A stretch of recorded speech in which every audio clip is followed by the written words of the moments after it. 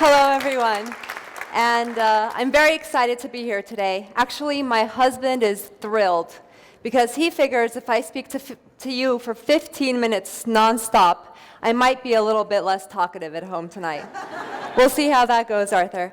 I became extremely interested in nutrition. Can I have a drink?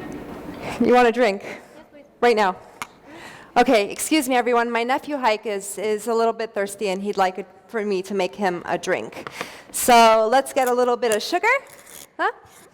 1, 2, 3, 4, 5, 6, 7, 8, 9, 10, 11, 12, and just a little bit more. Okay, where's my water? You excited about this? Is it ready? Almost. There you go, sweetie. There's your drink. Sure. Can I proceed with my talk now?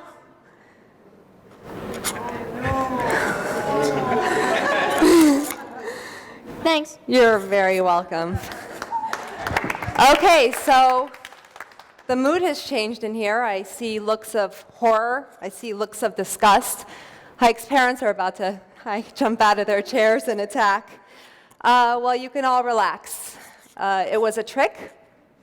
Hike actually drank a clean, healthy glass of water. The sugary stuff is here. It was a trick because I wanted to prove a point. We're poisoning ourselves. We're poisoning our children. That was the amount of sugar that you would find in this cola, the exact amount of sugar. The sad reality is what Hike just avoided happens billions of times a day. Actually, the average intake of the American is 20 teaspoons of sugar just in drinks alone on a daily basis. The sugar-sweetened beverage industry spent $2 billion last year advertising their products to Americans alone. The fact of the matter is that social, environmental, political, and economic lifestyles influence what we eat, what we consume, and what we do to our bodies. Every winter here in Armenia, I have to convince my boys that Santa Claus does not drink Coca-Cola.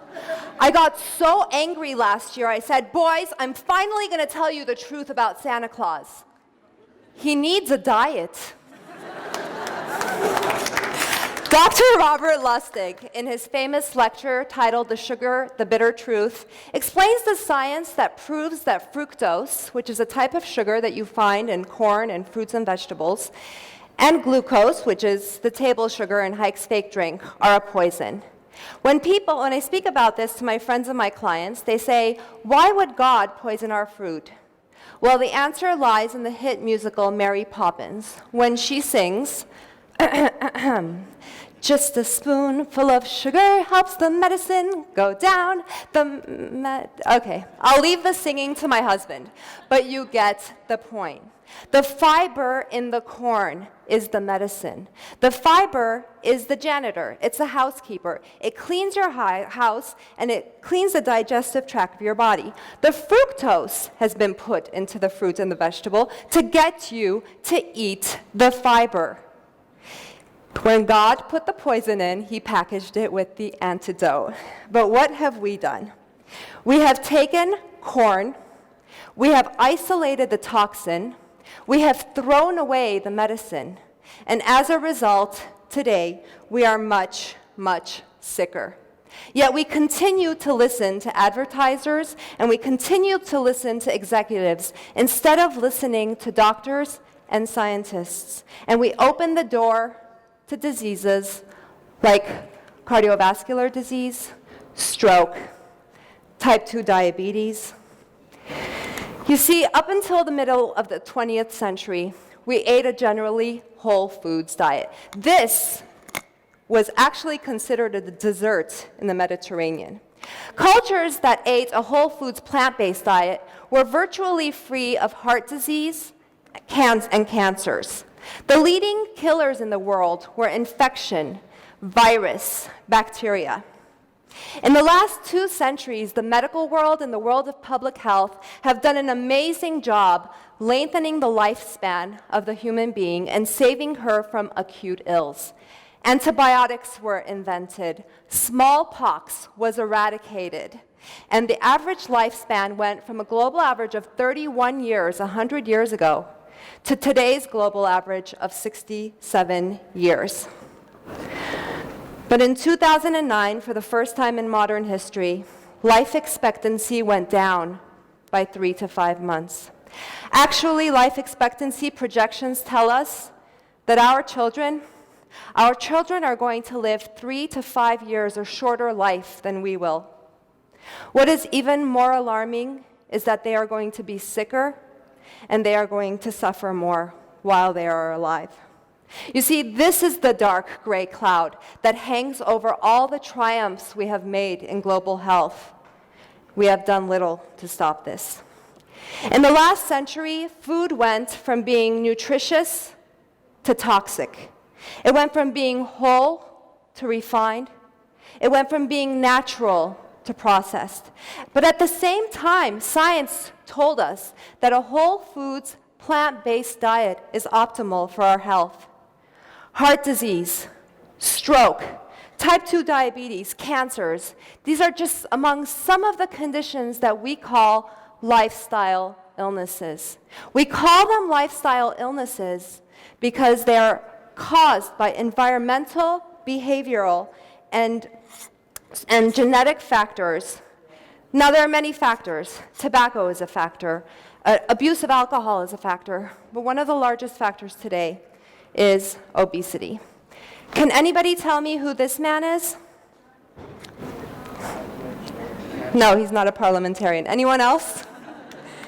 Okay, so his name is Chauncey Marlin. He lived 100 years ago, and he was the fat man in the Barnum and Bailey Circus freak show. So he traveled all over the United States and Europe, and people would pay good money to see with their own eyes how large this man was. Today, Chauncey Marlin would be unemployed. He would be unemployed because 1 out of every 6 people are Chauncey Marlin. 1 out of every 3 have high blood pressure. 1 out of every 10 have diabetes. Here in Armenia, 14% of men are obese. 30% of women. In the United States, where McDonald's and Coca-Cola are king, the obesity rates have reached past 35%, going towards 50% and beyond very soon. Now, the common misconception is that obesity is a problem of the developed world, while developing countries like Armenia still face malnutrition and communicable diseases. This could not be further from the truth. While Armenia is double burdened with disease, while we are tackling malnutrition, we are mainly dying of lifestyle diseases. Actually, the whole world is mainly dying of lifestyle diseases. United Nations statistics say 63% of all deaths are due to lifestyle diseases. Here in Armenia, that number is 83%. I'd like you to take 1 minute and look at the person on your right. Look to the person on your left, behind you, in front of you. Please take stock of the 10 people around you. Think about their contribution to society. Think about their potential contribution to society. Think about the friends and the family that love them. Think about the bucket list you have yet to conquer. Statistics tell us that 8 out of these 10 people will never reach their full potential if we keep going like this. In this country, with a diminishing population, with an alarming emigration rate, we cannot afford to lose one of you, one of us, not one, much less 8. Okay, I know it's getting really heavy in here, no pun intended. Maybe I should have said it's getting really dark in here. But the important thing to remember is that there is a light at the end of this tunnel. The most important thing that I'd like for you to walk away from my speech today is that most of the grim statistics we talked about, they're modifiable, they're preventable, and at times they are reversible. I am here today because the idea that I believe is worth spreading is that we need to do something desperate about the way we eat. It's pretty ironic, the term desperate times call for desperate measures. Who's heard that? It originally was desperate diseases call for desperate remedies, or in Latin, extremis malis extrema remedia. Okay. Americans have access to one of the most safest pharmaceutical systems in the world. The Food and Drug Administration, or the FDA, makes sure that each drug, before it is sold, proves that its benefits outweigh its known risks. In other words, in order to make it to the market, a drug has to prove it does more good than harm. Unfortunately, the Food and Drug Administration does not do the same with food. I suggest we change that globally. Each year, 24,000 food-like products enter our supermarket shelves. Most of them are high in fat, high in sugar, high in salt, energy dense, and micronutrient poor. We don't deserve that. Let's regulate food like we do medicine. Let's put each new food product through the scientific process and make certain that it is doing us more good than harm. Well, don't get too excited, because my economist friends hypothesize that if we really did do this, the world would screech to a halt within a day. They say that McDonald's would become extinct, taking 1.5 billion jobs with it. I'm sorry, 1.5 million jobs with it, and they say that countries would have unemployment rates reaching beyond 30%. So they've asked me to halt my advocacy efforts until a crazy economist can disprove their hypothesis. But in the meantime, it is critical to implement a multi-sectoral approach to this problem, including a clear and simple food labeling system, a sticker or sicker solution. So the world has made many attempts at labeling food. America has nutritional qualifications that detail all the important information about said item. Here in Armenia, our food labels are so small that you need the equivalent of a NASA-powered telescope to read them.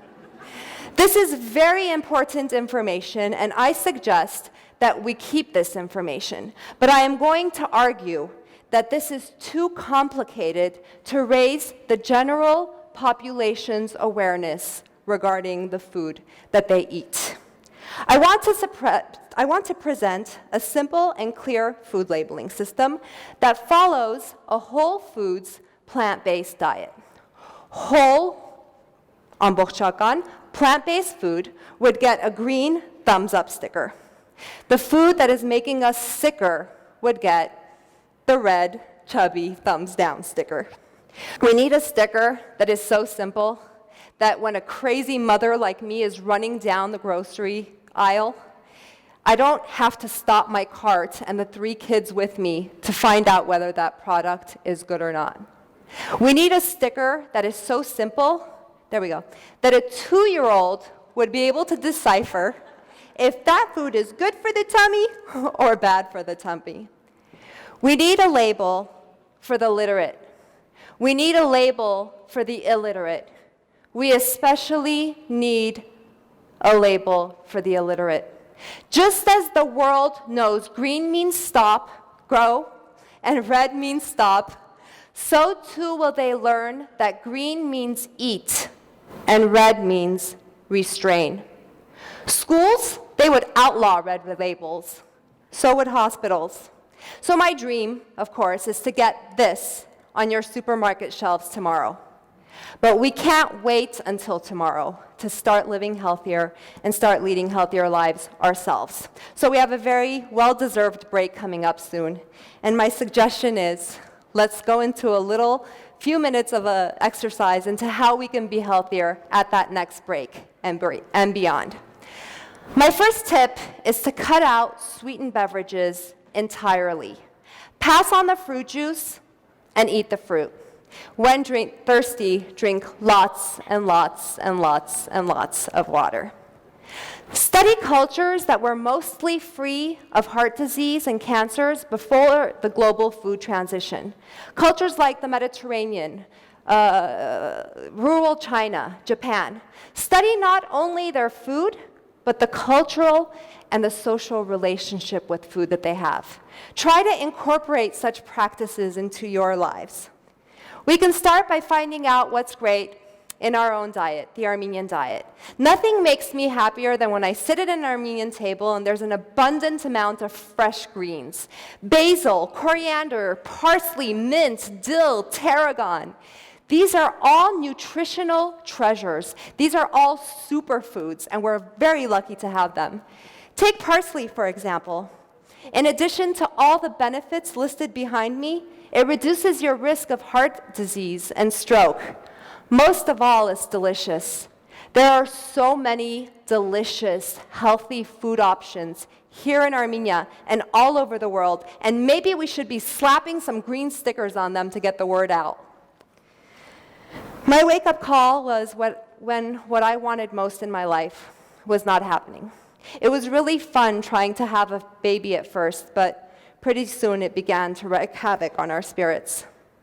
Soon after my boys were born, well, let me go back. I was battling polycystic ovarian syndrome. By the age of 25 years old, I had already collected and developed my first chronic condition. Soon after my boys were born, I decided to go on a diet. My initial intention was to lose weight. Pretty soon, in addition to the weight loss, I started to feel good. I started to have more energy. I started to love the life that I was leading, love the food that I was eating. And today, last month, I went to my gynecologist and he said he can't see a trace of PCOS in my uterus anymore. So I think all of this is great. And I also think that my simple idea of a food labeling system to raise the general awareness of people all over the world is great. So you were just handed out a green sticker, and I'm going to ask you to join me. I'm going to ask you to join me in leading a healthier life. One green sticker and one delicious bite of whole foods at a time. Thank you.